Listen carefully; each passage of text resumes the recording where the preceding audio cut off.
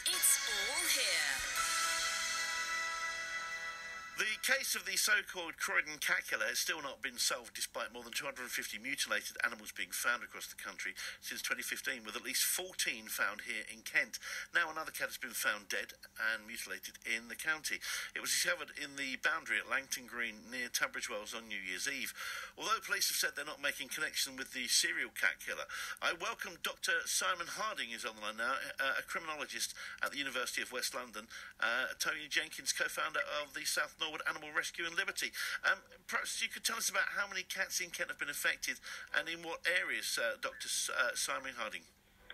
Well, I understand there have been multiple mutilations and abductions of cats in and around the West Kent area. Of course, we've called this individual the Croydon cat killer for some time, but he's sometimes also called the M25 cat killer. And his modus operandi is really to target what we would call socially valued animals, basically family pets, to abduct them and mutilate them, and then rather unpleasantly to present them and display them in a particular way, so that they will be found by family members and cat owners. And of course, all of this is extremely distressing for them. I'm sure, yeah. Without going into the gruesome details, how do we know that these cases are linked?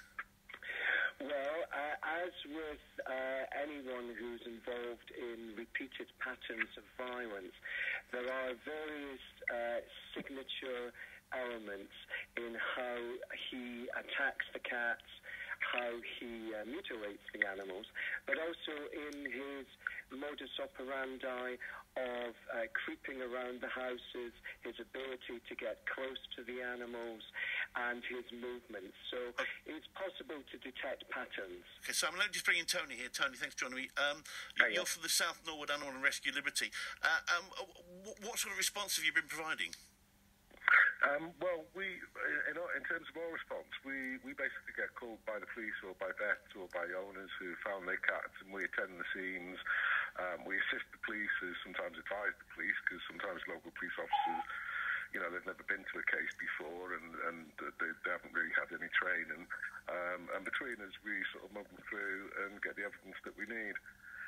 You mentioned the Kent police have not linked the recent one. Well, they're wrong. We've linked it. The injury to that cat was almost identical to several that we've had. And it's very clear, isn't it, that these injuries are by a human rather than a fox or other wild animal? Oh, yes. Yeah, okay. I mean, you can obviously, experts can tell that sort of thing clearly. You probably need some experience.